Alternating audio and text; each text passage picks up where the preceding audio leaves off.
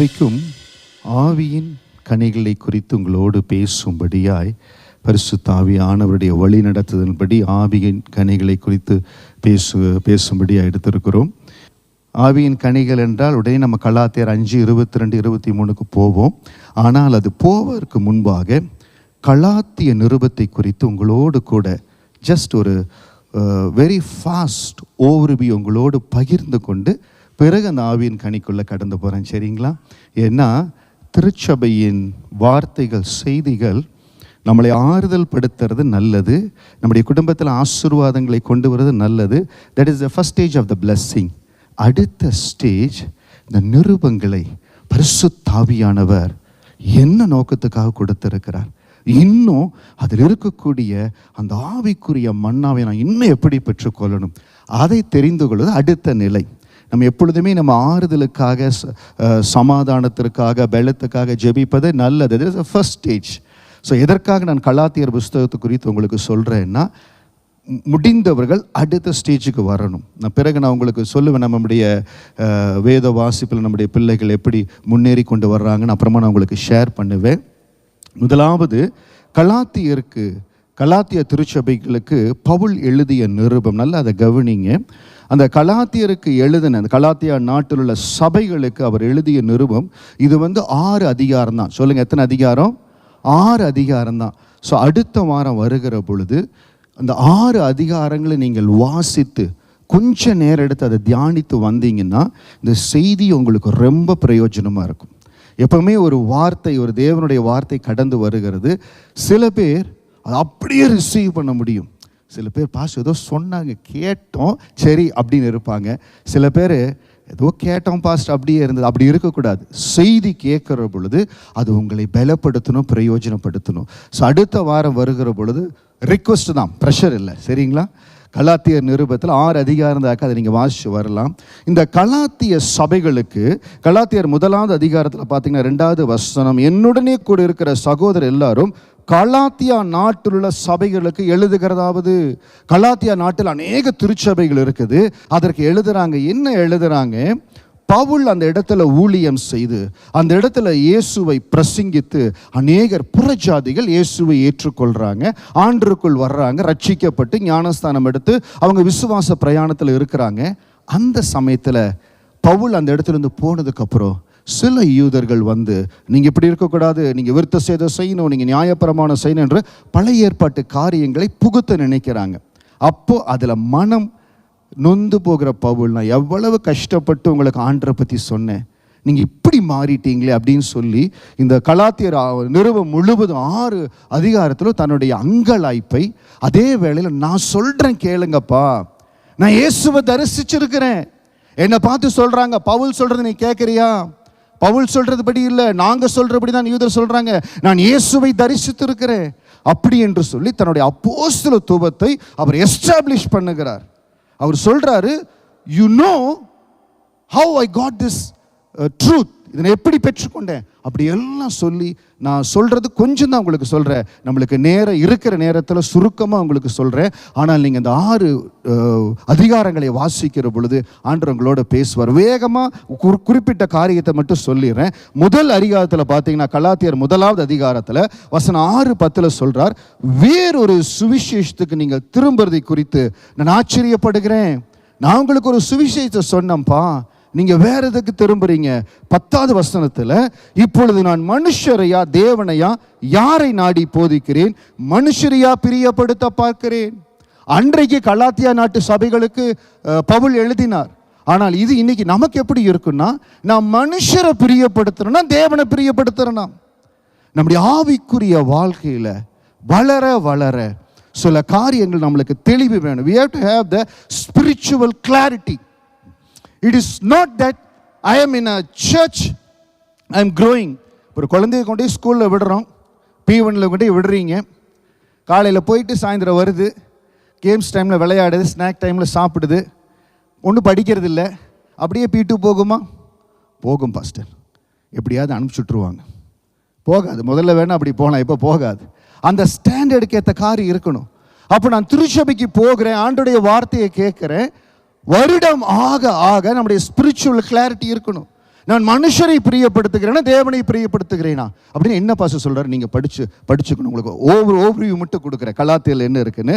2வது அதிகாரத்தில் 7வது வசனத்தில் விருத்த சேதனம் உள்ளவர்களுக்கு அப்போஸ்தலனா இருக்கும்படி பேதுருவை பலப்படுத்தினவர் புறஜாதிகள் அப்போஸ்தலனா இருக்கும்படி என்னையும் பலப்படுத்தினார். நானும் ஒரு அப்போஸ்தலன் எல்லாரும் சிறியவன், ஆனால் ஆண்டவர் என்னை பலப்படுத்தினார். அதனால கலாத்தியா நாட்டில் உள்ள சபைகளே நான் சொல்றதை கேளுங்க, நான் சொல்லுகிற சுவிசேஷத்தை கேளுங்கன்னு சொல்லுகிறார். மிக முக்கியமான ஒரு வசனம் கலாத்தியர் 2:20, கிறிஸ்துவுடனே கூட சிலுவையில் அறையப்பட்டேன், ஆயினும் பிழைத்திருக்கிறேன், இனி நான் அல்ல கிறிஸ்துவே எனக்குள் பிழைத்திருக்கிறார். இந்த கலாத்தியர் 2:20 ஆமாம் பாஸ்டர் எனக்கு ரொம்ப பிடிச்ச வசனம் அப்படின்னு ஒரு சிலர் நீங்கள் சொல்கிறீங்கன்னா ரொம்ப சந்தோஷம். பாஸ்டர் இதுதான் நான் முதல் தடவை கேட்குறேன்னா பரவாயில்ல, அந்த வசனத்தை மட்டும் நோட் பண்ணி கொள்ளுங்க. ஏன்னா உங்கள் ஸ்பிரிச்சுவல் ஜேர்னியில் you have to reach a level where you have to say that நான் சிலுவையில் அறையப்பட்டு இருக்கிறேன், கிறிஸ்து எனக்குள் பிழைத்திருக்கிறார். It takes lot of courage and time to have the spiritual understanding. But அது கலாத்தியர் 2வது அதிகாரத்தில் பவுல் சொல்லுகிறார். கலாத்தியர் 3வது அதிகாரத்தில் வசனம் 1, 3, 4 புத்தி இல்லாத கலாத்தியரே, நீங்கள் சத்தியத்திற்கு கீழ்ப்படியாமல் போகத்தக்கதாக உங்களை மயக்கினவன் யார்? ஏன்னா பவுலுக்கு கலாத்திய சபைகள் மேல ஒரு வாஞ்ச. எந்த ஒரு ஊழியன் சபையில இல்ல தன்னுடைய ஊழியத்தில் தன் பிள்ளைகள் மேல கருசனையா இருக்கிறாரோ எந்தெந்த இடத்துல கண்டிக்கணுமோ கண்டிப்பார். அது ஒரு அன்பின் கண்டிப்பு. இப்போ நான் கூட அன்பான பிள்ளைகளோடு பேசுகிறேன். சில காரியங்களை அந்தந்த இடத்துல அவங்களுக்கு சொல்லணும். அந்த உரிமை இருக்கிறனால அவர் பேசுகிறார். இன்னொன்று பாருங்க, 3வது வசனம், ஆவியிலே ஆரம்பின நீங்கள் இப்பொழுது மாம்சத்தினாலே முடிவு வர போகிறீரா? நீங்கள் இத்தனை புத்தியினரா? ஆவியில் ஆரம்பினீங்க, நான் சொன்ன சுவிசேஷத்தை ஏற்றுக்கொண்டு ஆவியில் ஆரம்பினீங்க, மாம்சத்தில் முடிக்க போறீங்களா? இந்த போராட்டம் எல்லாருடைய வாழ்க்கையில் இருக்கிறது. அதுதான் சொல்ற ஸ்பிரிச்சுவல் கிளாரிட்டி. இந்த காரியத்தை நான் மாம்சத்தின்படி செய்கிறேனா ஆவியின்படி செய்கிறேனா? ஆபிரகாம் தேவனிடத்திலிருந்து ஆசீர்வாதத்தை பெற்றார். உனக்கு ஒரு பிள்ளை ஆசீர்வதிப்பேன்னு சொன்னார். ஆனால் மாம்சத்தின்படி ஆகார்கிட்ட ஒரு சந்ததி உருவானனால அந்த சந்ததி ஆசீர்வாதமா வரல. ஆனால் ஆண்டுடைய வார்த்தைக்காக ஆவிக்குரிய சந்ததியை பெற்றெடுக்கும்படியாக காத்திருந்தார். ஸோ இதிலிருந்து அநேக ஆவிக்குரிய ரகசியங்கள் இருக்குது. நான் மாம்சத்தில் இருக்கிறேனா ஆவியில் இருக்கிறேனா? சில வேளைகளில் ஆவியில் ஆரம்பித்து நம்முடைய ரட்சிப்பின் வாழ்க்கை நல்லா வரும். திடீரென்று ஏதோ இடத்துல மாம்சத்தில் மாறி போயிடும். கலாத்திய சபை அப்படி மாறிச்சு. அதுதான் அவரோட தன்னுடைய வருத்தத்தை தெரிவித்தார். கலாத்தியர் 4:19, இது உங்களுக்கு தேவன் ஆத்ம பாரத்தை கொடுக்கிற பொழுது உண்டான வசனம். என் சிறு பிள்ளைகளே, கிறிஸ்து உங்களிடத்தில் உருவாகும் உங்களுக்காக மறுபடியும் கர்ப்ப வேதனைப்படுகிறேன். இந்த வசனங்கள் எல்லாம் நம்ம ஆவிக்குரிய பிரயாணத்தில் அவசியம் நம்ம கற்றுக்கொள்ள வேண்டியது. அதை நமக்குள்ளாக நம்ம ஆவியில் அறிந்து கொண்டு நாளுக்கு நாள் வளரணும். நான் கர்ப்ப வேதனைப்படுகிறேன். இந்த வசனம் யாரையெல்லாம் தொடுகிறதோ அவங்களுக்கு தேசத்தின் மேல ஒரு பாரம் வரும்.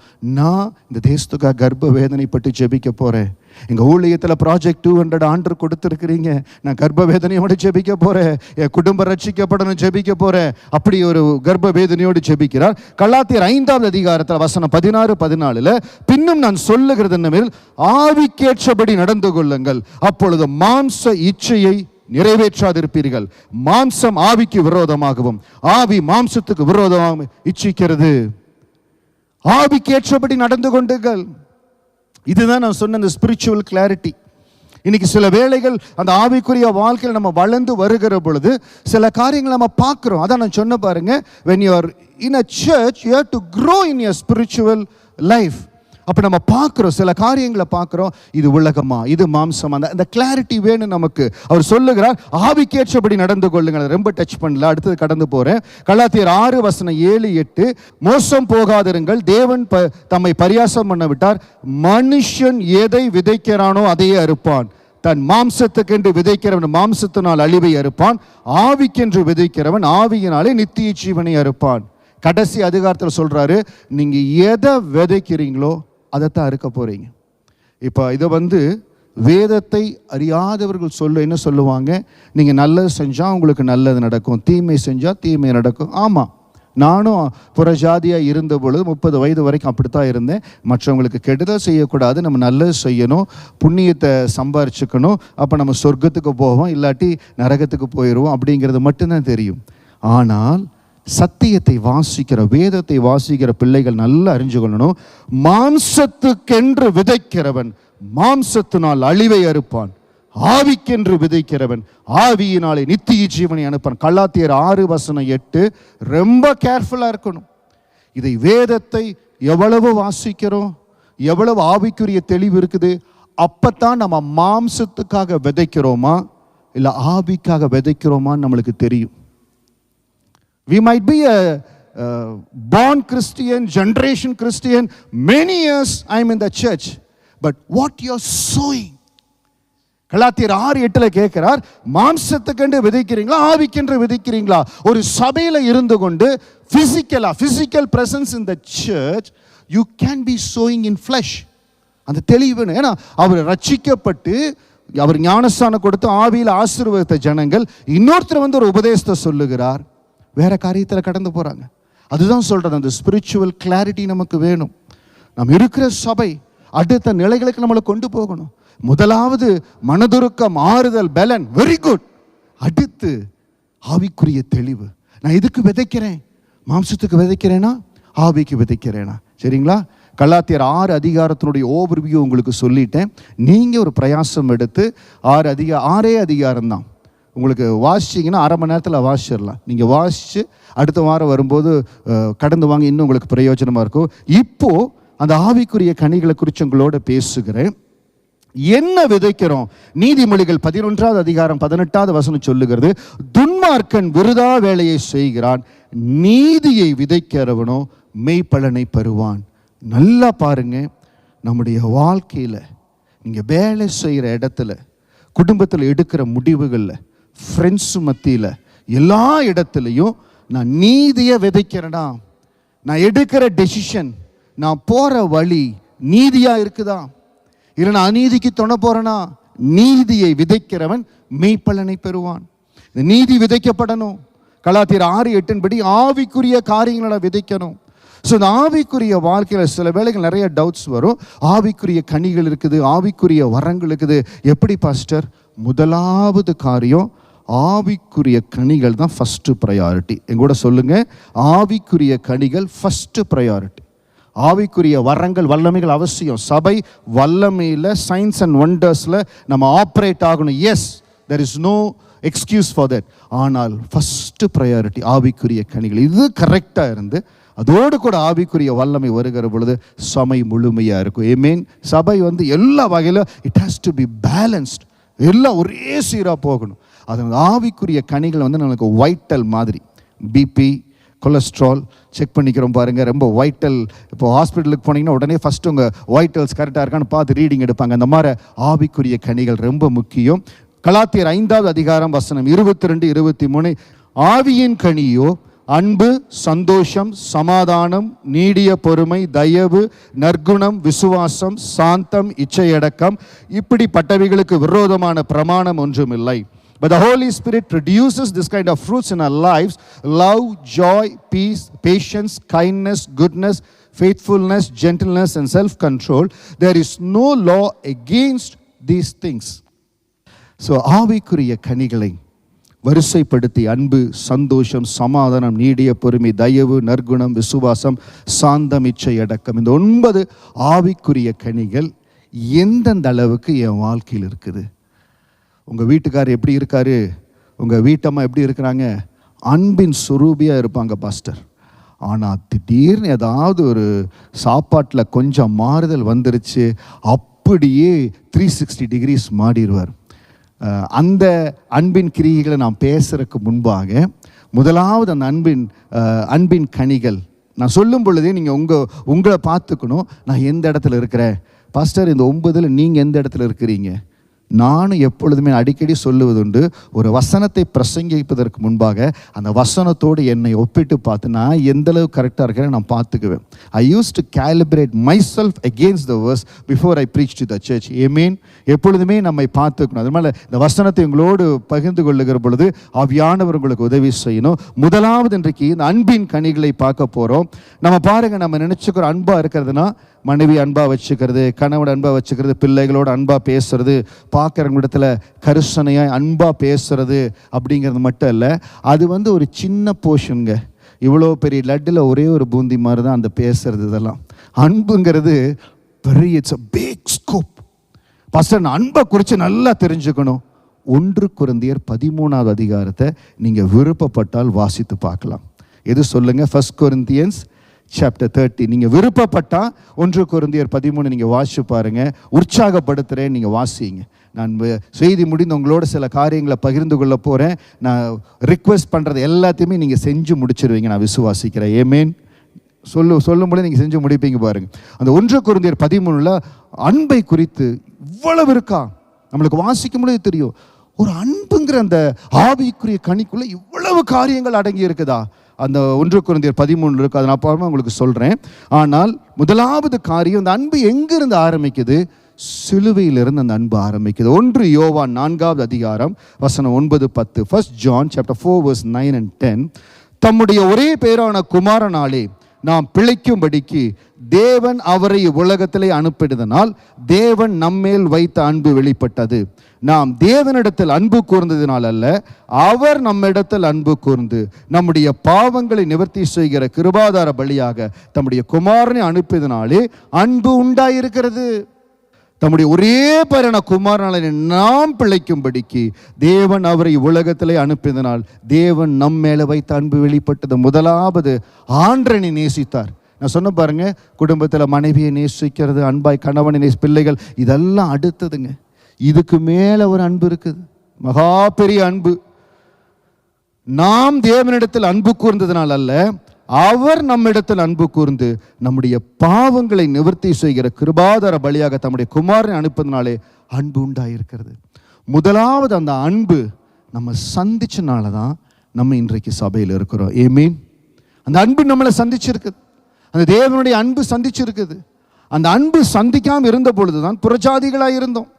அதான் பவுல் சொல்லுகிறார், நான் பாவிகளும் பிரதான பாவினா, நான் ஒரு அகால பிறவி, எனக்கு அவர் தரிசனமானாரே. இன்னைக்கு ஒரு சிலர் இங்க இருக்கு, நம்ம சொல்லலாம், நான் ரட்சிக்கப்படுறதுக்கு வாய்ப்பே இல்லை பாஸ்டர். அந்த அன்பு எனக்கு வெளிப்பட்டது. நம்முடைய பாவங்களை நிவர்த்தி செய்கிற கிருபாதார பலியாக தம்முடைய குமாரனை அனுப்பியதனால அந்த அன்பு உண்டாயிருந்தது. அந்த அன்பு என் உள்ளத்தில் வந்திருக்குது. வலது கரத்தை இருதயத்தில் சொல்லுங்க, அந்த அன்பு என்னை தொட்டதுக்காய் ஸ்தோத்திரம், அந்த அன்பு என்னை நிறைச்சதுக்காய் ஸ்தோத்திரம். இந்த அன்புக்கு நான் உண்மையுள்ள மகனாய் இருப்பாண்டவரே. முதலாவது அந்த அன்புக்கு நம்ம உண்மையுள்ளவர்களாக இருக்கணும். தேவனுடைய அன்பு நம்மை நேசித்து இருக்கிறது. பாருங்க, ஒரு சிலர் ரட்சிக்கப்பட்டு ஆலயத்துக்குள்ளே வர்றாங்க, அந்த அன்பில் அவங்க நிற்கிறதில்லை. அந்த ஆவிக்குரிய கனிகள் அங்கேயே அடிபட்டு போகுது. ரட்சிக்கப்படுறாங்க, ஆண்டுக்குள்ளே வர்றாங்க, நிற்கிறதில்லை, ஏதோ ஒரு காரணத்தினால போயிடுறாங்க, அந்த ஆவிக்குரிய கனி இழந்து போயிடுறாங்க. எப்படி ஆவிக்குரிய வாழ்க்கையில் கட்டப்பட முடியும்? முதலாவது அந்த அன்பில் நிலைத்திருக்கணும். ரெண்டாவது 1 யோவான் 4வது அதிகாரம் 16வது வசனம். 1 John chapter 4 verse 16. தேவன் நம்மேல் வைத்திருக்கிற அன்பை நாம் அறிந்து விசுவாசித்திருக்கிறோம். தேவன் அன்பாகவே இருக்கிறார். அன்பில் நிலைத்திருக்கிறவன் தேவனில் நிலைத்திருக்கிறான், தேவனும் அவனில் நிலைத்திருக்கிறார். இது அடுத்த ஸ்டேஜ் ஆஃப் லவ். ஆண்டு மேல் இருக்கிற அந்த அன்பு, தேவன் நம்மேல் வைத்திருக்கிற அன்பை நாம் அறிந்து விசுவாசிக்கிறோம். நம்ம நல்லா தெரிஞ்சிட்டோம், அந்த சிலுவையில் சிந்தின ரத்தம் எனக்காக தியாகமாக பலியானார். அந்த அன்பை நான் புரிஞ்சுட்டேன். அன்பாகவே இருக்கிறார், அன்பில் நிலைத்திருக்கிறவன் தேவனில் நிலைத்திருக்கிறான், தேவனும் அவனில் நிலைத்திருக்கிறார். எப்படி இவ்வளவு நாள் நான் சர்ச்சில் இருக்கிறேன், எப்படி நான் சர்ச்சில் ரூட்டட்டாக இருக்கிறேன்? ஏன்னா நான் அந்த அன்பை ரெசிப்ரோகேட் பண்ணுறேன். ஆலயத்தில் இருக்கிறவருடைய அடையாளம் என்ன தெரியுங்களா? நான் ஆண்டவர் மேலே வைத்திருக்கிற அந்த அன்பை ரெசிப்ரோகேட் பண்ணுறேன். எனக்காக ஜீவனை கொடுத்தார். நான் எங்கேயோ அலைஞ்சு தெரிஞ்சனே, நான் கைவிடப்பட்ட சூழ்நிலை இருந்தேனே, நான் ஆண்டவனை தேடி வந்தாரே. பரிதுமைக்கு அந்த அன்பு தெரிஞ்சது. யாருமே என்னை சுகமாக்க முடியல, தாவீதின் குமாரனே எனக்கு இறங்குன்னு ஓடுனேன், எனக்காக இறங்கினார். அந்த அன்பை நான் எப்படி மறப்பேன்? லேகியோன் பிசாசு பிடித்த மனிதன், யாருமே அவனை கண்டுக்கவே இல்லை. இயேசு தேடி போகிறார். பாருங்க, இந்த அன்பு, இயேசு தேடி போன அன்பு, அதே அன்பு தான் எங்கள் வாழ்க்கையில் வெளிப்பட்டது. மிகுந்த போராட்டத்தின் மத்தியில், நிந்தனையின் மத்தியில், ஜீவன் முடிய போய் மனைவியருடைய ஜீவன் இன்னும் கொஞ்சம் ஒரு சில மாதங்கள் முடிய போகிற சூழ்நிலை, அந்த நேரத்தில் அவர் தேடி வந்தார், அவருடைய அன்பை வெளிப்படுத்தினார். 1 யோவான் 4:9-10 இருந்தபடி தேவன் தெரிந்து கொண்டார். அந்த தேவன் தெரிந்து கொண்ட உடனே அந்த அன்பை ரெசிப்ரோகேட் பண்ண ஆரம்பித்தோம். இன்னைக்கு ஆண்டவருக்காக உங்கள் அன்பை நீங்கள் தெரிவிக்கிறீங்களா? ஆண்டவர் உங்கள் மேலே அன்பு வைக்கிறார், உங்களை நேசித்து இருக்கிறார். அந்த அன்பை நான் ஆண்டருக்கு தெரிவிக்கிறேன்னா எப்படி தெரிவிக்கணும் பாஸ்டர்? முதலாவது சபைக்கு வருகிறோம், தேவனை ஆராதிக்கிறோம், ஆண்டவரை தினமும் நான் ஆண்டவரோடு பேசுகிறேன், ஆண்டவரோடு உறவாடுறேன், அந்த அன்பை தெரிவிக்கிறேன். ஆவிக்குரிய கனியில் அது ரொம்ப முக்கியங்க. அவங்களுக்குள்ளதான் அந்த ஆவிக்குரிய கனி இன்னும் பெருக தேவன் உதவி செய்வார். தேவன் அன்பாகவே இருக்கிறார். அன்பில் நிலைத்திருக்கிறவன் தேவனில் நிலைத்திருக்கிறான். அவன் தான் நிலைச்சிருக்க முடியும். இந்த விசுவாச ஓட்டத்தில் எல்லாரும் நிற்கிறது இல்லை, அநேகர் பின்வாங்கி போகிறாங்க. ஏன் பின்வாங்கி போகிறாங்க? அந்த அன்பில் நிலைச்சிருக்கிறது இல்லை. அந்த அன்பின் கனி அதிகமாக இருக்கணும், அதில் நிலைச்சிருக்கணும். நான் சொன்ன பாருங்க, 1 கொரிந்தியர் 13வது அதிகாரம், அந்த 13வது அதிகாரத்தில் அநேக இடத்துல அநேக காரியங்களை அவர் சொல்லுகிறார். நீங்கள் அந்த அதிகாரம் முழுவதையும் வாசித்து பார்க்கலாம். ஆனால் அதுக்கு முன்பாக நீங்கள் என்ன செய்யணும், ஒரு ப்ராக்டிக்கல் ஒரு காரியத்தை உங்களோடு சொல்லுகிறேன். இந்த அன்பின் கனியில் நான் வளரணும். என்னை ஆண்டவர் சந்தித்திருக்கிறார், ஆண்டரோடு அன்பை பரிமாறுகிறேன், ஆண்டரோடு சரியா இருக்கிற நல்லது. முதலாவது தேவன் என்னை சந்திச்சிருக்கிறார், அந்த அன்பு. 2வது நான் அன்பாய் தேவனோடு அன்பா இருக்கிறேன். 3வது அந்த அன்பு குடும்பத்தில் வெளிப்படணும். குடும்பத்தில் வெளிப்படணும். முதலாவது தேவ சமூகத்தில், பெற்றோர் பிள்ளைகள் மத்தியில், கணவன் மனைவி மத்தியில், குடும்பத்தில் அந்த அன்பு வெளிப்படணும். நான் பார்த்துருக்கிறேன், ஆவிக்குரிய சபையிலேயே ஒரு சிலர் ஏதோ ஒரு காரணத்தினால குடும்பத்தில் அந்த அன்பு வெளிப்படுவதில்லை. அப்படின்னா அந்த அன்பின் கனியில் ஒரு குறைவு இருக்கிறது, ஒரு டெஃபிஷியன்சி இருக்கிறது. இன்றைக்கு இந்த வார்த்தையை கேட்டுக்கொண்டிருக்கிறீங்க, எந்த இடத்துல இந்த வார்த்தையை கேட்டுக்கொண்டிருந்தாலும், இந்த அன்பின் கனியை என் குடும்பத்தில் நான் சரியாக வச்சிருக்கிறேன்னா, கணவனாக இருக்கிற நான் குடும்பத்துக்கு தலையாய் ஆண்டு வைத்து இருக்கிறார், என் மனைவியின் இடத்துல பிள்ளைகளிடத்துல அன்பா இருக்கிறேன்னா, ஒரு குடும்பத்திற்கு நடுநிலையா எல்லாத்தையும் ஈர்க்கக்கூடிய ஒரு மகளாய் ஆண்டவர் மனைவி வைத்திருக்கிறார். சரியான அன்பை கணவனுக்கு பிள்ளைகளுக்கு கொடுத்து அவர்களை சரியானபடி நடத்துகிறேனா? பிள்ளைகள் சில வேளைகளில் பெற்றோரை விட்டு ரொம்ப விலகி போகிற மாதிரி சூழ்நிலைகள் காரியத்தில் இருக்காங்க. ஒருவேளை அவங்க ஆண்டருக்குள் எல்லாம் இருக்கலாம். ஆனால் ஒருவேளை பெற்றோர் அந்த அன்பை கொடுக்க வேண்டிய நேரத்தில் கொடுக்காதனால, அந்த பிள்ளைகள் மேலே கொடுக்குற அன்பை கொடுக்காதனால பிள்ளைகள் ஒருவேளை அந்த அன்பின் கனியில் குறைஞ்சிருக்கலாம். எந்த இடத்துல பார்த்தாலும், நிறைய இடத்துல கவுன்சிலிங், சைக்காலஜி, எக்ஸசைஸ் எங்கே போனாலும் சில காரியங்கள் லைஃப்பில் ஃபெயிலியர் ஆகுது. அதை படிப்படியாக பார்க்குறாங்க. ஏதோ இடம் வீட்டில் பிரச்சனை இருக்குது. இன்றைக்கு நம்ம ஆவிக்குரிய கனிகளை குறித்து நம்ம தியானிக்கிற முதலாவது அன்பின் கனியை தியானிக்கிறோம்.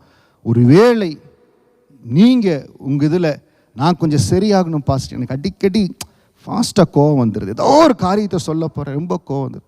இந்த அன்பின் கனி ஆண்டுக்குள்ளே வந்த பிறகு படிப்படியாய் முன்னேறும்படியாக ஆண்டு எனக்கு உதவி செய்தார். ஆண்டுக்குள்ளே வருவதற்கு முன்பாக சில வேலைகள், எப்போவுமே சொல்ல முடியாது, சில வேலைகளில் ரொம்ப கோபப்பட்டுருவேன், ரொம்ப இதாயிருவேன். ஆனால் ஆண்டுக்குள்ளே வந்தோடனே ஆண்டு அந்த கிருபையை கொடுத்தார். நீங்களே உங்களுக்குள்ள அட்மிட் பண்ணுறது தப்பு இல்லை, அட்மிட் பண்ணாமல் நம்ம முன்னேறதான் தப்பு. எனக்கு தெரியும் சில பேரை பார்த்துருக்குற, யாரும் எந்த அட்வைஸுமே பண்ண முடியாது. எனக்கு தெரியும், நான் சொல்லுவேன், எல்லாமே தெரியும். அது எங்காவது போய் வண்டி டேஷ் ஆகி நின்றும். தயவு செய்து இன்னைக்கு முதலாவது அந்த ஃபண்டமெண்டல் ஆர் ஃபவுண்டேஷன் லவ் குடும்பத்தில் இருந்ததுன்னா எந்த இடத்துல டெஃபிஷியன்சி வராது. ஸோ அருமையான தகப்பன்மாரே, தாயாரே, பிள்ளைகளை ஏதாவது இடத்துல நான் கொடுக்க வேண்டிய அன்பு, நான் செலுத்த வேண்டிய அந்த அன்பின் கனியில் நான் இன்னும் கொஞ்சம் எஃபர்ட் எடுக்கணும். யாரோ ஒருத்தர் ஒரு எஃபர்ட் எடுங்க, கணவன் ஒரு எஃபர்ட் எடுங்க, மனைவி எஃபர்ட் எடுங்க, பிள்ளைகள் ஒரு எஃபர்ட் எடுங்க. அந்த அன்பின் கனியை நான் சரி செய்யணும். ஆவிக்குரிய கனிகள் நம்ம வளரத்தான் ஆண்டு நம்ம மேலே பிரியமாக இருப்பார். 1 யோவான் 4:16 வாசிச்சபடி, தேவன் அன்பாகவே இருக்கிறார், அன்பில் நிலைத்திருக்கிறவன் தேவனில் நிலைத்திருக்கிறான், தேவனும் அவனில் நிலைத்திருக்கிறார். இந்த அன்பின் கனி ரொம்ப முக்கியம். முதலாவது குடும்பத்தில் அந்த அன்பின் கனி ஆரம்பிக்கணும். நீங்கள் அதை முயற்சி எடுத்து ஒருவேளை எங்காவது இருந்ததுன்னா அதை சரி செய்ய உங்களை ஒப்புக்கொடுங்க. ஆண்டுடைய வார்த்தை கடந்து வருகிற பொழுது அதை நான் சரி செஞ்சிட்றேன், குடும்பத்தில் இந்த இடத்துல சரி செஞ்சிட்றேன். நான் கணவனை பராமரிக்கிறது, மனைவியுடைய காரியங்களை பார்க்கறது, பிள்ளைகளுடைய காரியங்களை பார்க்கறதுல எனக்கு தெரியாமல் சில வேளையில் மிஸ் ஆகிட்டேன். சில வேளைகள் கோபம் வருது, எரிச்சல் வருது, ஓகே, ஏதோ ஒரு காரணத்துக்காக நன்மைக்காக. ஆனால் அது எப்பொழுதுமே ஒரே மாதிரி இருந்துன்னா அந்த இடத்துல ஆண்டவர் சங்கடப்படுவார். ஸோ குடும்பத்தில் எந்த இடத்துல அன்பின் கனியை சரி செய்யணுமோ அதை சரி செய்ய முயற்சி எடுங்க. தேவன் ஆசீர்வதிப்பார். அடுத்தது நான் சபைக்கு வருகிறேன். முதலாவது நமக்குள்ள ஆரம்பிக்கணும். முதல், தேவன் அன்பாகவே இருக்கிறார். நம்ம தேவனோடு அன்பாக இருக்கிறோம். குடும்பத்தில் அந்த அன்பை நம்ம சரிப்படுத்துகிறோம். அடுத்தது சபைக்கு வருகிறேன். ரோமர் 12:10, சகோதர சிநேகத்திலே ஒருவர் மேல் ஒருவர் பட்சமாக இருங்கள், கனம் பண்ணுகிறதிலே ஒருவருக்கொருவர் முந்திக் கொள்ளுங்கள். சபையில் அன்பின் கனி எப்படி வெளிப்படுது? நம்ம ஆராதனை ஆரம்பிக்கும் போது சொல்கிறோம், பக்கத்தில் பார்த்து பேசுங்க பழகுங்க அப்படின்னு சொல்லி பேசுகிறோம். முடிச்சதுக்கப்புறம் பேச சொல்கிறோம். முந்திக் கொள்ளுங்கள் வசனம் சொல்லுகிறது. கனம் பண்ணுகிறதிலே ஒருவருக்கொருவர் முந்திக் கொள்ளுங்கள். இது உடனே வராது. You have to practice. இப்போ நிறையா நேரம் கேட்குறேன் பாருங்க. இப்போ கூட நான் யாரோ ஒருத்தரை எழுந்து நிற்க சொல்லி பக்கத்தில் இருக்கிற சீட்டை பார்த்து உங்களுக்கு தெரியுமான்னு நான் கேட்கலாம். சில சமயத்தில் தெரியாமல் இருக்கும். அதனால் நான் என்ன சொல்கிறேன், நம்ம ஆரம்பத்திலேருந்து கர்த்தர் நம்மளை படிப்படியாய் ஆசீர்வதிக்கிற பொழுது இந்த அன்பின் கனி சபையில் கட்டப்படணும். அது முதலாவது வரணும்னா பாஸ்டரே எல்லா இடத்துலையும் பேசணும்னு இல்லை. உங்கள் பக்கத்தில் இருக்கிறாங்க. இப்போ நீங்கள் முடிச்சோன்னே நம்ம ஃபெல்லோஷிப் டைமில் நீங்கள் என்ன செய்யணும் பார்த்து இது வரைக்கும் நீங்கள் பார்க்கலைன்னா ரோமர் 12:10 படி கனம் பண்ணுறதுலே ஒருவருக்கு ஒருவர் முந்திக் கொள்ளுங்கள். ஆமென். நீங்கள் பார்த்து பிரைஸ் தி லார்ட் சொல்லணும், விஷ் பண்ணணும், எப்படி இருக்கிறீங்க, நல்லா இருக்கிறீங்களா. That is the first step. அந்த அன்பின் கனி நீங்கள் பேசினா தான் அவங்களும் பேசுவாங்க. அந்த அன்பின் கனி வளரணும். நம்ம சபையில், நம்ம ஊழியத்தில், நம்ம பார்க்குற இடத்துல அந்த அன்பின் கனி வளரணும். அதற்காக என்ன பண்ணணும் சொல்லுங்கள். ரோமர் 12:10 படி என்ன பண்ணணும்? கனம் பண்ணுகிறதிலே ஒருவருக்கு ஒருவர் முந்திக் கொள்ளுங்கள். ஒரு விஷயம் என்னோட கூட சொல்லுங்க, கனம் பண்ணுகிறதிலே ஒருவருக்கு ஒருவர் முந்திக் கொள்ளுங்கள். அப்போ மெசேஜ் முடிச்சு நான் சொன்ன உடனே ஒருத்தர் கையை பிடிச்சி நல்லா விஷ் பண்ணிடுங்க. இல்லை ஒருத்தர் பிடிக்கிறதுக்கு முன்னால் அந்த அன்பின் பிரயாசம் இருக்கணும். அப்போ அந்த அன்பின் என்னாகும், என்கிட்ட பேசினாங்க. நீங்கள் பேசினாலே போதும். உங்களுக்குள்ள பரிசுத்த ஆவியானவர் நிறைந்து இருக்கிற பொழுது நீங்கள் ஒரு வார்த்தை பார்த்து பிரைஸ் தி லார்ட் சொல்லி அவங்களோட பேசுனீங்கன்னா அவங்க மனம் குளிரும். நல்லா ஞாபகம் வச்சுக்கோங்க, சபைக்குள் வருகிற ஒவ்வொருவரும் they go through different ways of life. உங்களுக்கு தெரியாது, ஒரு ஊழியனுக்கு தெரியும். ஒவ்வொருவரும் கடந்து வரும்போது அவங்க இப்போ ஒருத்தர் பேசாமல் இருக்கிறாங்க, நீங்கள் நினச்சக்கூடாது இவங்க எங்கிட்ட பேசுகிறதே இல்லை, எங்கிட்ட பேசலை. ஐயா, அவங்க கடந்து போகிற சூழ்நிலை உங்களுக்கு தெரியாது. அவங்க கடந்து போகிற சூழ்நிலை உங்களுக்கு தெரியாது. அவங்க புதுசு உங்ககிட்ட பேசலை. யாராவது பேசலை அப்படின்னா உடனே இவங்க எங்கிட்ட பேசலை, இவங்க பேசாமல் இருக்கிறாங்க. they go through lot of trials and tribulations. நீங்கள் போய் பேசுங்க, நீங்கள் போய் அன்பு கொடுங்க. சகோதர சிநேகத்திலே ஒருவருக்கு ஒரு பட்சமாக இருங்கள், கனம் பண்ணுதலே ஒருவருக்கு ஒரு முந்திக் கொள்ளுங்கள். நீங்கள் போய் பேசுங்க. அவங்க பேசலை, அவங்க கேட்கல. இது என்ன ஆகுன்னு கேட்டிங்கன்னா, அந்த அன்பின் கனி நமக்குள்ளே குறைவாக இருக்கும்போது நம்ம யோசிப்போம், அவங்க பேசினானே, நான் தான் போய் பேசணுமா, நான் தான் போய் ஃபஸ்ட்டு பிரேஸ்டர் சொல்லணுமா? சொல்லுங்கள். அந்த அன்பின் கனி அதிகரிக்கட்டும். இப்பொழுது இருந்தே இந்த லெவலில் இருந்தே அந்த கல்ச்சர் ஆக ஆக வர மலேசியா தேசத்தில் ஒரு சபைக்கு போய் ஊழியத்தில் இருந்தபோது மலேசியா தேசத்துக்கு ஒரு சபைக்கு போயிருந்தோம். இந்த சபையில் பார்த்திங்கன்னா பொடுசு 3 வயசு இருக்குது. இல்லை ஜோவன்னா விட கொஞ்சம் பெருசாக இருக்குன்னு வச்சுக்கங்களேன். 3 வயசு 4 வயசு இருக்கும். 4 வயசுலேருந்து 75 வயசு வரைக்கும் லைனாக நிற்கிறாங்க. எத்தனை 35 பேர் நிற்கிறாங்க. எல்லாரும் கை கொடுக்குறாங்க. அங்கே ஒரு பெரிய வித்தியாசத்தை பார்த்தோம். அதனால் ஒருவருக்கு ஒருவர் முந்திக் கொள்ளுங்கள். இப்போது ஒரு சிலர் நம்ம நிறைய பேரை இன்ட்ரடியூஸ் பண்ணி வைக்கிறோம், பேசுகிறீங்க. ஒருவேளை பேசுகிறதுக்கு வாய்ப்பு இல்லை, புதுசாக பார்க்குறீங்க, நீங்களே பேசுங்க. பேசுவீங்களா? கனம் பண்ணுகிறதிலே முந்திக் கொள்ளுங்கள், அன்பின் கனி அதிகமாகட்டும். 1 யோவான் 3வது அதிகாரம் 18வது வசனம். 1 John chapter 3 verse 18. என் பிள்ளைகளே, வசனத்தினாலும் நாவினாலும் அல்ல, கிரியையினாலும் உண்மையினாலும் அன்பு கூற கடவோம். நம்ம வாயிலேயே பேசிட்டு இருக்கிறோம், வசனத்திலேயே பேசிட்டு இருக்கிறோம், ஆனால் கிரியையினாலும் உண்மையினாலும் அன்பு கூற கடவோம். இது அடுத்த லெவல். ஃபர்ஸ்ட் ஸ்டேஜ், ஆண்டவர் என் மேல் அன்பாக இருந்தார். 2வது, நான் ஆண்டவர் மேல் அன்பாக இருக்கிறேன். இதில் மோஸ்ட்லி எல்லாருமே சரியாக இருப்போம். அந்த 3வது, குடும்பத்தில் தேவனுடைய அன்பு எங்காவது அதில் கொஞ்சம் ஸ்ட்ரக் ஆகலாம், அதை நம்ம கரெக்ட் பண்ணணும். அதுவும் சரியாயிருச்சு, ஆலயத்துக்கு சபைக்கு வருகிறோம், கனம் பண்ணுகிறதுல இருக்கலாம். அடுத்தது, பேசிகிட்டே இருக்கக்கூடாது, கிரியினாலும் உண்மையினாலும் அன்பு கூற கடவோம். முதலாவது ஆண்டுக்கு நேரத்தை கொடுத்து அவர் மேலே அன்பு கூறணும். அடுத்தது அன்பின் கனி அதிகரிக்கிறது என்றால் அந்த தேவ அன்பு பகிர்ந்து கொடுக்கப்படணும். பாருங்கள், இந்த ரெகபோத் ஊழியத்தில் ஆண்டவர் அன்பான உள்ளங்களை கொடுத்தார். குவாங்வைஷியோ ஹாஸ்பிட்டலில் நம்மளுக்கு பெரிய பெனிஃபிட்டாக இருக்குதுல்ல. ஆனால் தேவனுடைய அன்பை வெளிப்படுத்தணும். அதற்காக அந்த முயற்சி எடுத்தோம். யாருமே வந்து பார்க்கறதில்ல. எல்டர்ஸ் அவர்களை போய் பார்க்கும்படியா ஒரு ஆறுதலை, தேவனுடைய ஆறுதலை எடுத்து சொல்கிற ஒரு அன்பின் பாத்திரமாய் ஜனங்களை கர்த்தர் பயன்படுத்துகிறார். இன்னும் வருகிற நாட்களில் கெஸ்ட் ஒர்க்கர்ஸ் கம்யூனிட்டி மத்தியில் நம்ம கடந்து போக போகிறோம். ஒவ்வொரு பகுதியில் ஏன் தேவனுடைய அன்பு கிரியினாலும் உண்மையினாலும் விளங்கணும். ஸோ இந்த ஆவிக்குரிய கனி நமக்குள்ள செயல்படுகிறதா, இந்த ஊழியத்தில் செயல்படுகிறதா, என்ன கிரியை நடக்குது, என்ன காரியத்தை செய்கிறீங்க.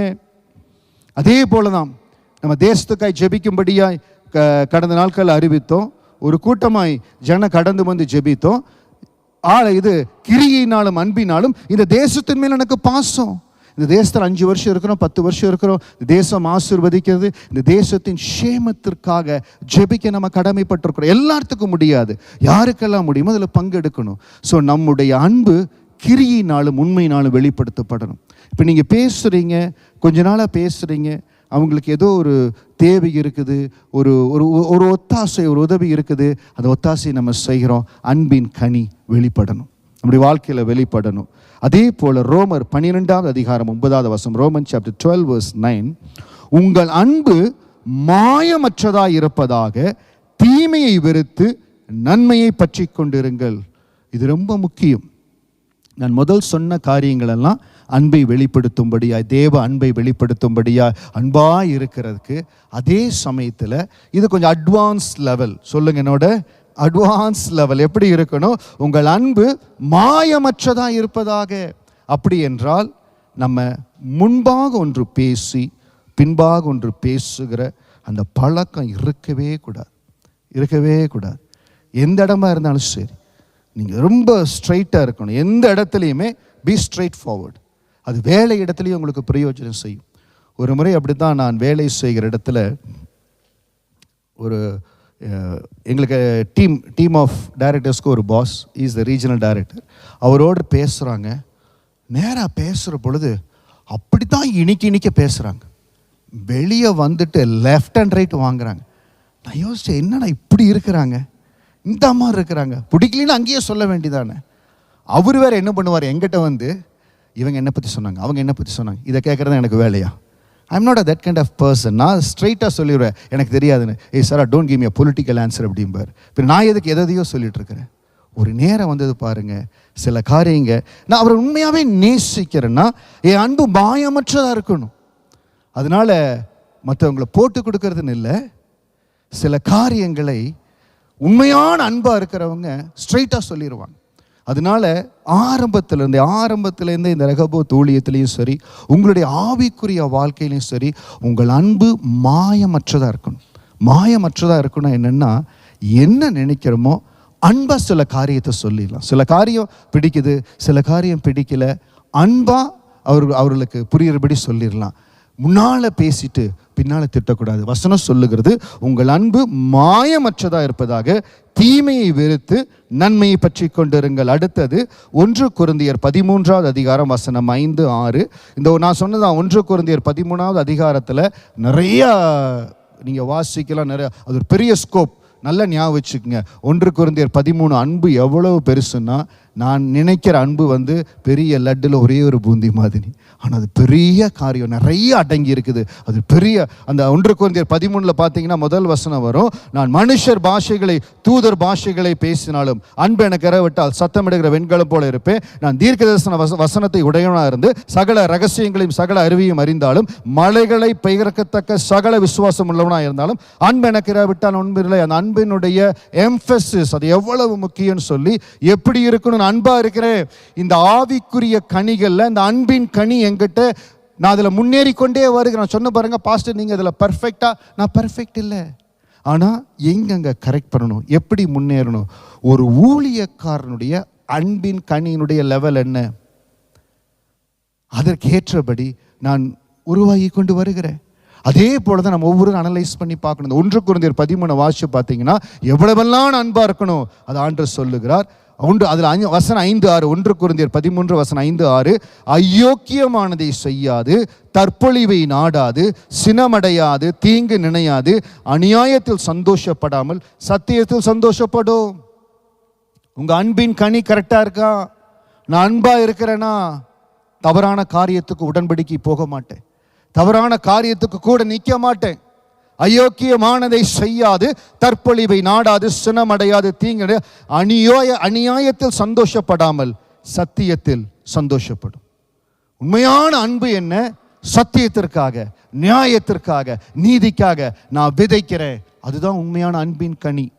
அதான் நான் சொன்னேன், 1 கொரிந்தியர் 13 அன்பினுடைய பெரிய ஸ்கோப்பை காமிக்கும். நான் அன்பா கனிவா பேசுறேன், அன்பா பேசுறேன், அதெல்லாம் ஒரு சின்ன எலமெண்ட். ஆனால் நான் அன்பா இருக்கிறேன். நான் சொன்ன பாருங்க, என் ஃப்ரெண்டுக்கு நான் அன்பா இருக்கிறேன். அன்பின் கனி எனக்குள்ள இருக்குது. B straight forward. நான் அப்படி தான் செய்வேன். நேசிக்கிறவங்களை என்ன காரியத்தை இருக்கணுமோ straight forward, B straight forward. அதனால சில விளைவுகள் கஷ்டமா இருக்கும். Don't worry about that. நான் சரியா இருக்கு, என்னுடைய கர்த்தருடைய பார்வையில் நான் சரியா இருக்கணும். என் அன்பின் கனி கரெக்டா இருக்கணும். அயோக்கியமானதை செய்யாது, அயோக்கியமானதுக்கு துணை போகாது, துணை நிற்காது. நீ நிற்கிற இடம் சரியில்லையா, அன்பின் கனி இல்லையா, try to correct, if not move. அதுதான் அன்பின் கனி. ஆவிக்குரிய கனியில் நான் கரெக்டா இருக்கணும். கலாத்தியர் 6:8 அதான் வாசிச்சோம். தன் மாம்சத்துக்கு என்று விதைக்கிறவன் மாம்சத்தினால் அழிவை அறுப்பான், ஆவிக்கென்று விதைக்கிறவன் ஆவியினாலே நித்திய ஜீவனை அறுப்பான். நான் ஒரு பார்ட்னர் கூட தொழில் இருக்கிறேன். அன்பின் கனி எனக்கு இல்லாம நான் எப்படி வேணாலும் இருந்துடலாமா? இல்லை, சரியா இருக்கணும். சரியானதை நான் செய்யணும், கரெக்டானதை நான் செய்யணும். அந்த இடத்துல நியாயம் இருக்கணும், அயோக்கியத்தனம் இருக்கக்கூடாது, அநியாயத்தில் சந்தோஷப்படக்கூடாது, சத்தியத்தில் சந்தோஷப்படணும். அதுதான் அன்பின் கனி. அப்போ நீங்கள் இருக்கிற வேலையில், தொழிலில், ஊழியத்தில் எங்கே இருக்கிறீங்களோ அந்த இடத்துல சத்தியத்தில் சந்தோஷப்படக்கூடிய சூழ்நிலை இருக்கணும். அப்படி இல்லையா உங்கள் அன்பின் கனி நீங்கள் தான் காத்துக்கொள்ளணும். அதான் சொல்கிற, புத்தி இல்லாத கலாத்தியரே, ஆவியில் ஆரம்பிச்சிங்க, மாம்சத்திலேயா முடிக்க போறீங்க? அதுதான் அவருக்கு ஒரு மிகுந்த பாரம். 3வது அதிகாரத்தை சொல்றார், புத்தி இல்லாத கலாத்தியரே, நீங்க ஆவியில் ஆரம்பிச்சிங்க, மாம்சத்திலேயா முடிக்க போறீங்க? நான் சொன்னபடி இட்ஸ் a spiritual clarity. நான் எங்க போறேன், எங்க முடிக்க போறேன்? ஆவிக்குரிய வாழ்க்கைங்கிறது it is not very simple. நான் எப்படி வேணாலும் வாழ்ந்துக்கலாம். இல்லை, it has limitations, it has boundaries, it has a way how to go. அதுல நடக்கிறபடி தான் பரலோகத்தில் கர்த்தர் நமக்கு இடங்களை ஆயத்தப்படுத்துகிறார். பாஸ்டர், நான் ஆவிக்குரிய இதில் ரொம்ப விதைக்கிறேன், உங்கள் மாளிகை ரொம்ப அழகா, அற்புதமா, அதிசயமா இருக்கும். ஏதோ நான் ஸ்கிராப் த்ரூ பண்ணி போயிடறேன் பாஸ்டர், எங்கேயோ ஒரு ஓரத்தில் இருக்கும். எப்படிப்பட்ட வீட்டில் இருக்கலாம்னு நினைக்கிறீங்க? உங்களுக்கு லேண்டட் ப்ராப்பர்ட்டி வேணுமா, HDB வேணுமா, ஷேர்டு வேணுமா? இங்கே எப்படி வேணாலும் இருக்கலாம், சிங்கப்பூர், இந்தியாவில் இருக்கலாம், எப்படி வேணாலும் இருக்கலாம். ஆனால் பரலோகத்துக்கு என்னை ஆயத்தப்படுத்தணும். நான் சொன்னபடி கலாத்தியர் அதிகாரத்தை முழுவதாக 6 அதிகாரத்தை வாசிச்சு பாருங்க. நான் எதை விதைக்கிறேன்? மாம்சத்தை விதைக்கிறேனா, ஆவிக்குரிய காரியத்தை விதைக்கிறேனா?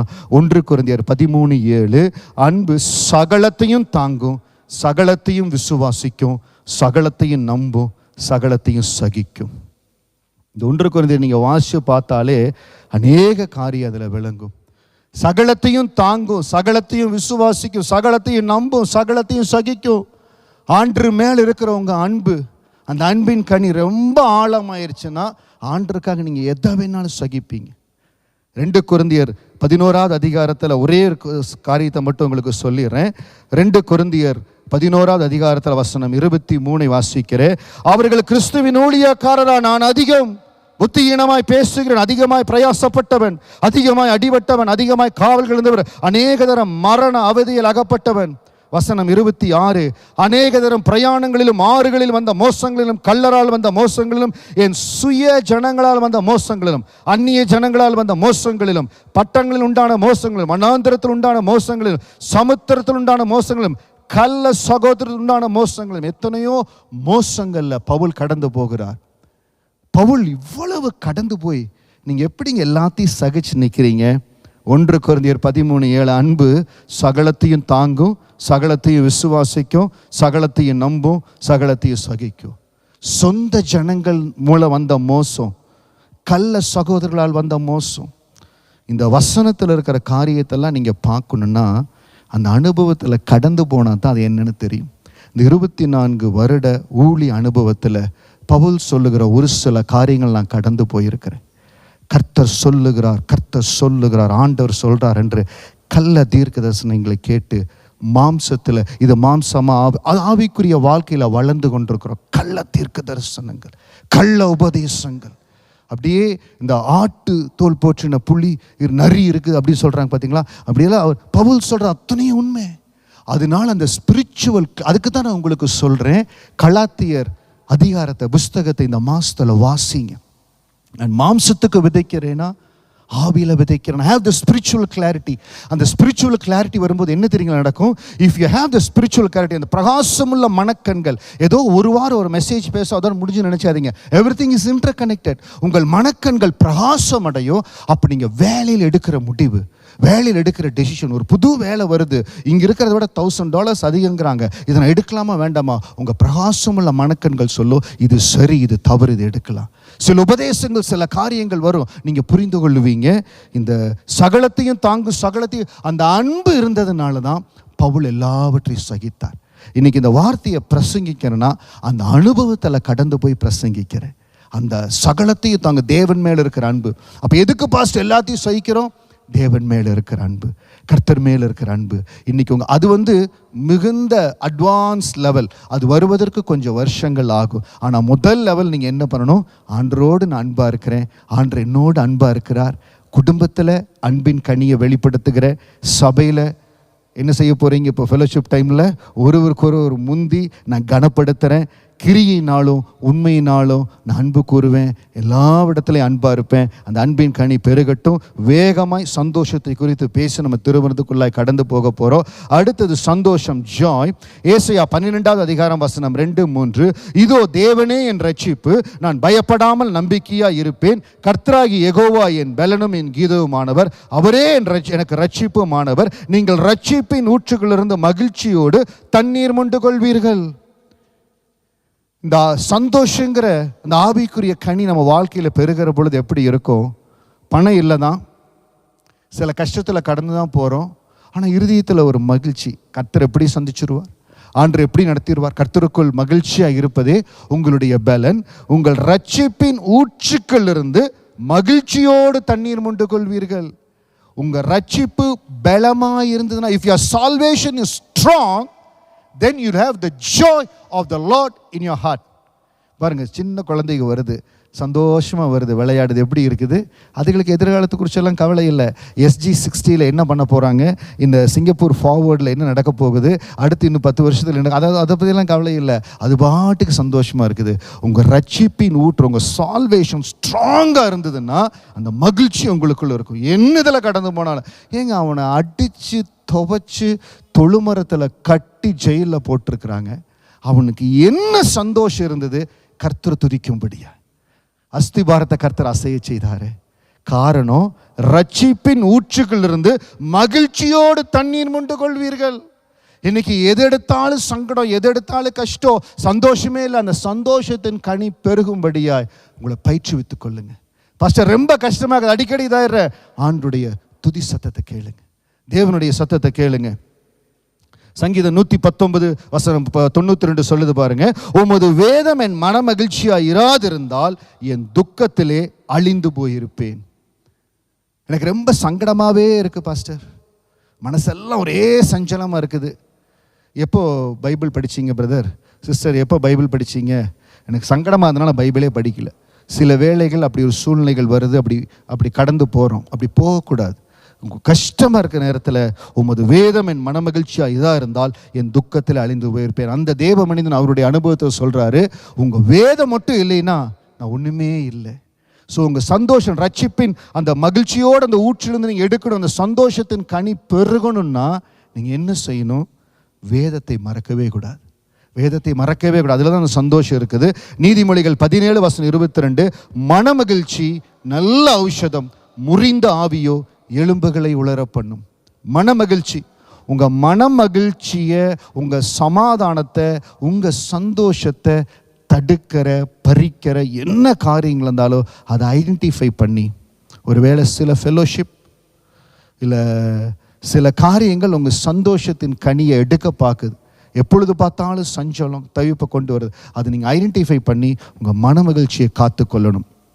சங்கீதம் 71:23 வாசிக்கிறபடி, நான் பாடும்போது என் உதடுகளும் நீர் மீட்டுக்கொண்டு என் ஆத்துமாவும் கம்பீரித்து மகளும். இந்த வசனத்தை வச்சு தான் நான் பாடும் பொழுது உம்மை துதிப்பேன். ஃபாதர் அந்த பாட்டு எழுதியிருக்கிறார்.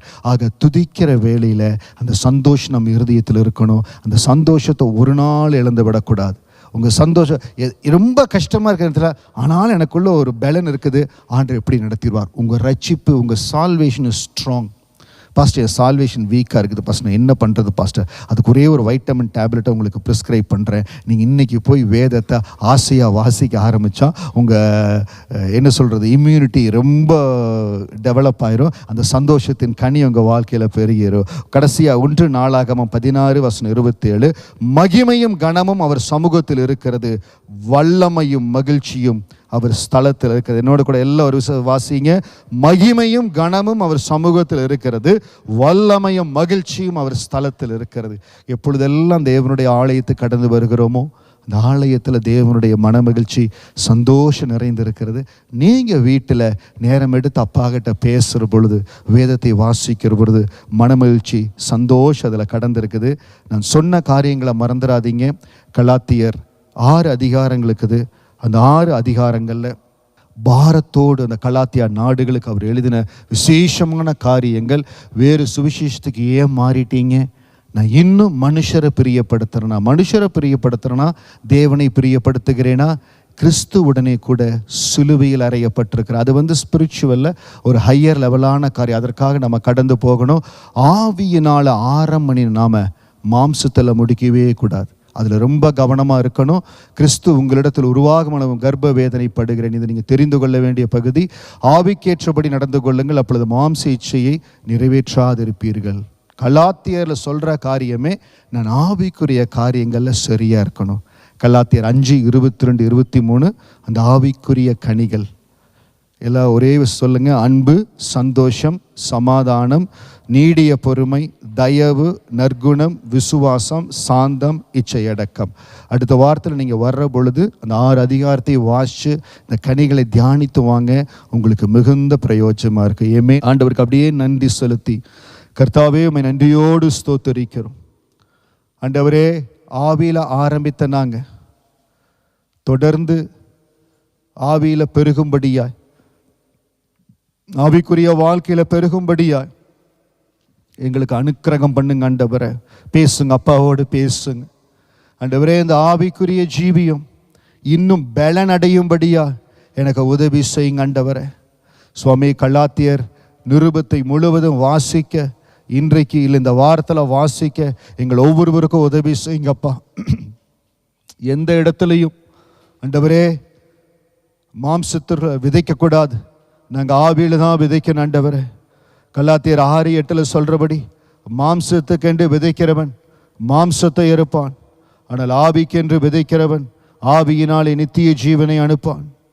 சொல்லுங்க ஆண்டவரே. கலாத்தியர் 6:8 இருக்கிறபடி, மாம்சத்துக்கென்று விதைக்கிறவன் மாம்சத்தினால் அழிவை அழுப்பான், ஆவிக்கென்று விதைக்கிறவன் ஆவியினாலே நித்திய ஜீவனை அறுப்பான்.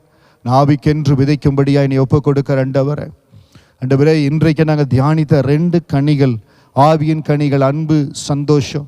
இந்த அன்பில் ஆண்டவரே, சிலுவையிலிருந்து கடந்து வருகிற அந்த அன்பில் நான் சரியாக இருக்கிறேன்னா, உங்களோடு இருக்கிற உங்கள் மேலே அந்த அன்பை நான் சரியாக ரெசிப்ரிகேட் பண்ணுறேன்னா, ஆண்டவரே என் குடும்பத்தில் எல்லா இடத்திலும் அன்பாய் காரியங்களை செய்கிறேனா? அருமையான தகப்பன்மாரே, தாயாரே, பிள்ளைகளே, ஒருவேளை ஏதாவது இடங்களில் இந்த அன்பின் கனியில் குறைவுகள் இருக்குமானால் அதை சரி செய்து தேவ சமூகத்தில் இன்னும் வரும் நாட்களில் நாங்கள் இன்னும் அதில் முன்னேற சரிபட எங்களுக்கு உதவி செய்யுங்க. சந்தோஷம் உங்கள் ரட்சிப்பின் ஊற்றுக்கள் இருந்து மகிழ்ச்சியோடு தண்ணீர் முண்டு கொள்வீர்கள். ஆண்டவரே, என் ரட்சிப்பு பலனடையணும். சந்தோஷம், மனமகிழ்ச்சி எங்களை நிரப்பணும். ஆண்டவரே, மனமகிழ்ச்சி நல்ல ஔஷதம். இதற்காக எங்களை ஒப்பு கொடுக்கிறோம். ஆவிக்குரிய கனிகளை நாங்கள் பலப்பட கர்த்தர் அனுக்கிரகம் செய்யுங்க. கோடி ஸ்தோத்திரம். பரிசுத்தரே உமக்கு நன்றி. அப்பாவுக்கு அப்படியே நன்றி செலுத்துங்களே. நீர் எல்லாவற்றிலும் மேலான ஆண்டவரே, நீர் எல்லாவற்றிலும் பெரியவர் ஆண்டவரே. உம்மை உயர்த்துகிறோம், உம்மை உயர்த்துகிறோம், உம்மை உயர்த்துகிறோம். ஆராதனை வேளையில் தேவனை உயர்த்துறது போல எல்லாவற்றுக்கும் நீங்கள் மேலானவர் ஆண்டவரே, எல்லாவற்றிலும் பெரியவர் ஆண்டவரே. சகலவற்றையும் சிருஷ்டித்தவர், சர்வத்தில் உயர்ந்தவர். அப்பாவை அப்படியே உயர்த்த உயர்த்த அந்த தேவ பிரசன்னம், தேவ கிருபை நம்ம ஒவ்வொருவரையும் பலப்படுத்துவதாக. தேங்க்யூ லார்ட், உமக்கு நன்றி. தேங்க்யூ ஜீசஸ், உமக்கு நன்றி. எல்லாவற்றிலும் நீர் மேலானவர்.